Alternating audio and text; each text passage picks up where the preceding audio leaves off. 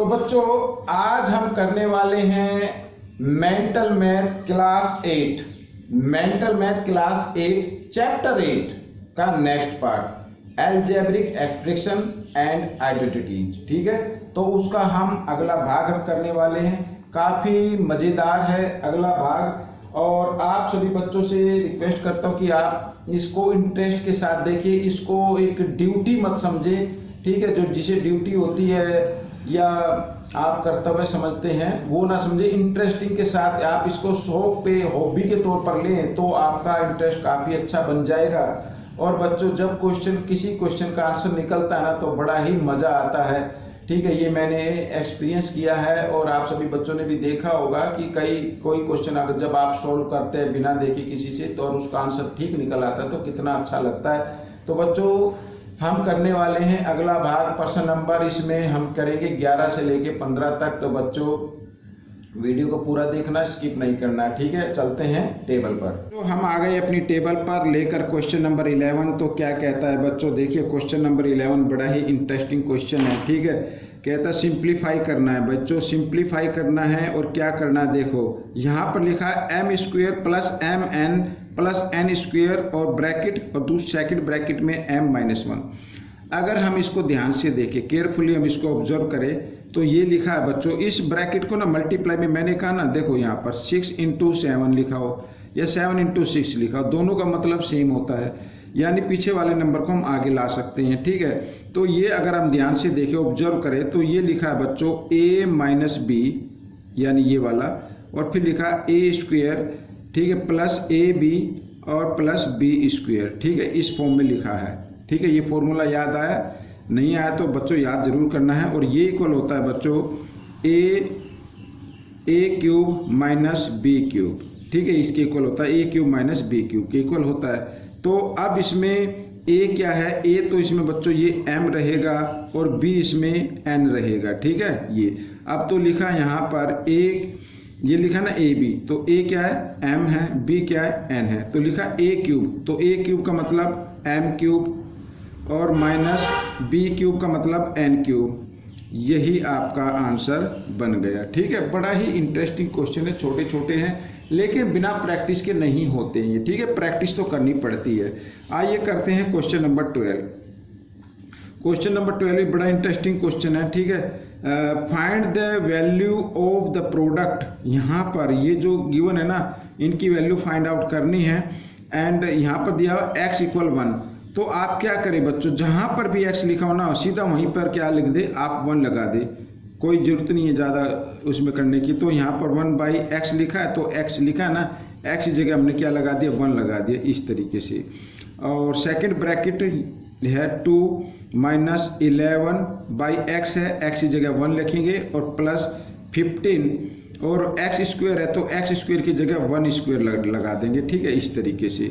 आइए, तो नीचे 1 की कोई वैल्यू होती नहीं है, डिनोमिनेटर 1 होता है लेकिन उसको हम काउंट नहीं करते हैं, हटा देते हैं। तो 2 + 1 कितना हो गया, 3 हो गया, * का साइन।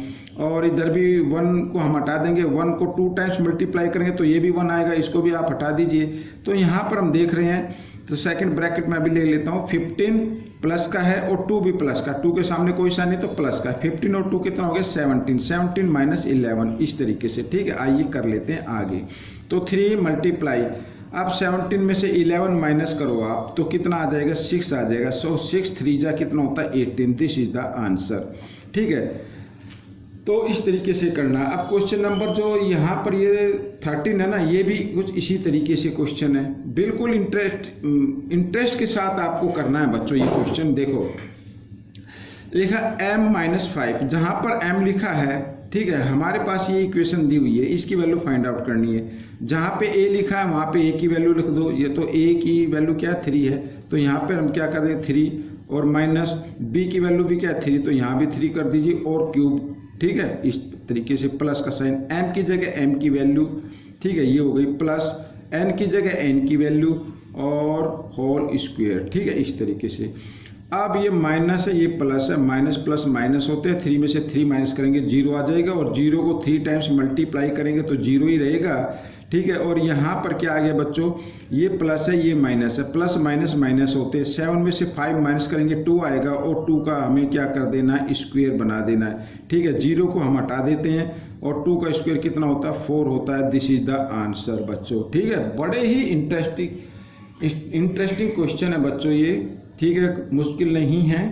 तो क्वेश्चन नंबर 14 क्या कहता है, देखिए ये भी इसी तरीके का क्वेश्चन है। P की वैल्यू 7, Q की value -5, then find the value of, यहाँ पर लिखा है बच्चों Q, एक बार मैं लिख लेता हूँ, Q प्लस P स्क्वायर और माइनस QP। ठीक है, तो Q की जगह आपको A प्लस बी स्क्वायर के फॉर्मूले में रखने की जरूरत नहीं है, आप सीधा डायरेक्ट इसी में कीजिए।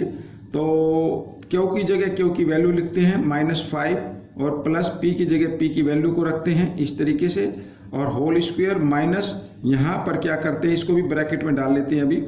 Q की जगह Q की वैल्यू -5 और इधर P की जगह P की वैल्यू, क्योंकि मल्टीप्लाई की फॉर्म इसलिए मल्टीप्लाई कर दिया मैंने। ठीक है, अब इधर 7 में से 5 माइनस करेंगे तो 2 आएगा, तो 2 स्क्वायर बन गया। ठीक है, इस तरीके से, और माइनस का साइन इधर 7 5 जा कितना आ गया, 35 आ गया। ठीक है, ऐसे ये मैंने कर दिया। आइए इधर कर लेते हैं। तो 2 को 2 टाइम्स मल्टीप्लाई करें तो कितना आता है बच्चों, 4 आता है। 4 ये आ गया। ठीक है, और माइनस माइनस क्या होता है, प्लस होता है, प्लस और 35, और 35 प्लस 4 कितना होगा, 39। This is the answer.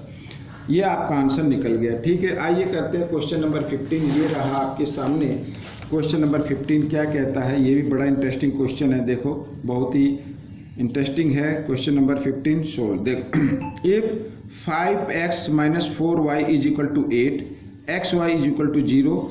ठीक है, then find the value of, हमें वैल्यू जो फाइंड आउट करनी है वो करनी है 25x square plus 16y square. ठीक है, इस तरीके से। तो हमें क्या करना है बच्चों, अब यहाँ पर देखिए, इसको बड़े ध्यान से केयरफुली देखना है, ऑब्जर्व करना है। अब 25 को हम लिख सकते हैं बच्चों क्या, 5x स्क्वायर लिख सकते हैं इस तरीके से ब्रैकेट में डाल के, और 16y को लिख सकते हैं 4y होल स्क्वायर। ठीक है, अब ये क्या बन जाएगा, a square plus b square. अब इसकी वैल्यू हमें फाइंड आउट करनी है, लेकिन ये देखो मैं आपको इधर बताता हूँ, अगर a square plus b square हमें वैल्यू फाइंड आउट करनी हो तो ये इक्वल होता है बच्चों a plus b whole square और -2ab के। ठीक है, ये इसके इक्वल होगा। ये नंबर आप ये फॉर्मूला भी लर्न कर लीजिए। फॉर्मूला क्या, इसी से बनता है ये फॉर्मूला। ये जो होता है ना, देखो मैं बताता हूँ, a plus B square equal होता है a square plus b square plus 2ab। ठीक है, हमें ये वैल्यू फाइंड आउट करनी है। तो इस 2ab को ना हम आप इधर ले आए, लेफ्ट साइड में ले आए, तो माइनस का हो जाएगा। ये प्लस का तो इधर आकर माइनस का होगा भाई, वही a plus B square -2ab, यही तो आया ना ये। तो हमें वैल्यू फाइंड आउट करनी है a square plus B square की। ठीक है, तो यहाँ पर क्या लिखा, a प्लस बी स्क्वायर। तो a प्लस क्या है, a ये इधर ये रहा, a plus b whole square. ठीक है, और इधर मैं, हाँ चलो कर लेते हैं, और फिर लिखा माइनस 2ab।